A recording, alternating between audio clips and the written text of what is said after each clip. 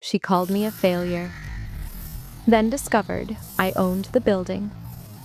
My name is Claire Bennett, and I'm 35 years old. People often say success changes a person. They're wrong. Success doesn't change people. It reveals everyone around you.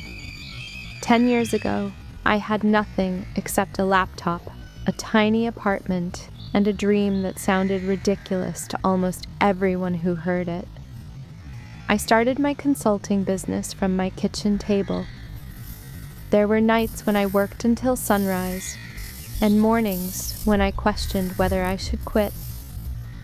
Friends got promotions, family members bought new cars. I celebrated paying my rent on time. Every dollar I earned went back into my business.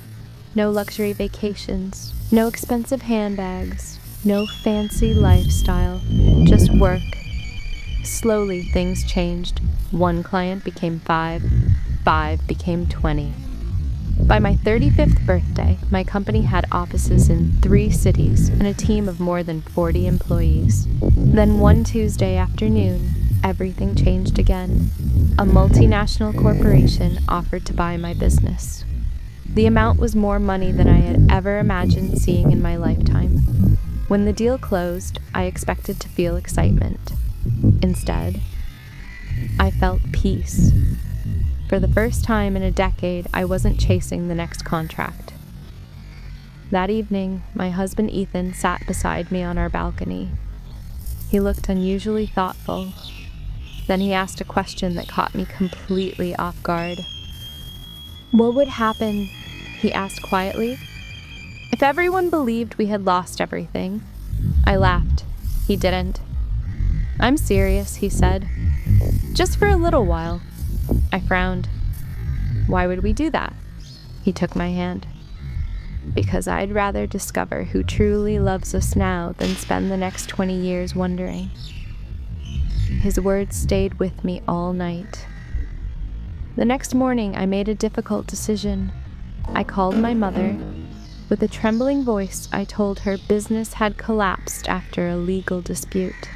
I said we were selling our home to cover debts. She was silent. Then she sighed. "Oh, that's unfortunate." There was no question about whether we had enough food, no offer to help, no, "Can I come over?" She simply said she was busy and would call later. She never did.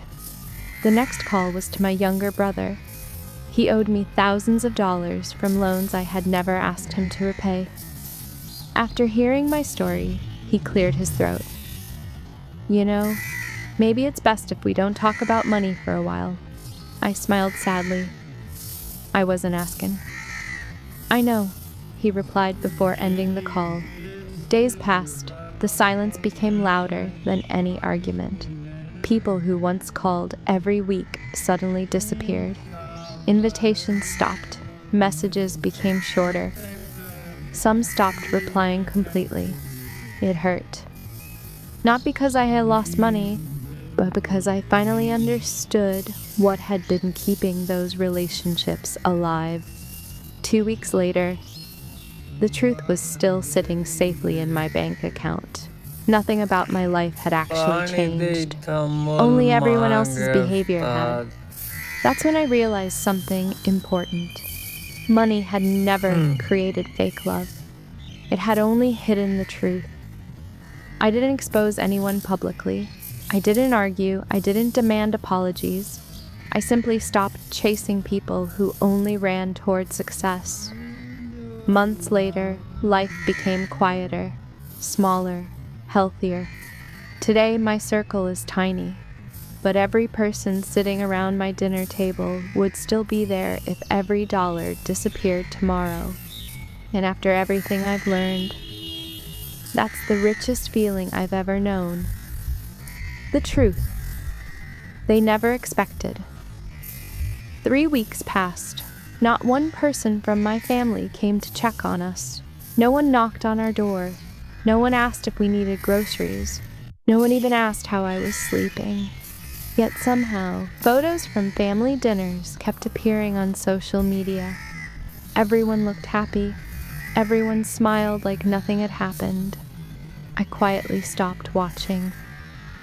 One Friday afternoon, Ethan walked into my office carrying 2 cups of coffee.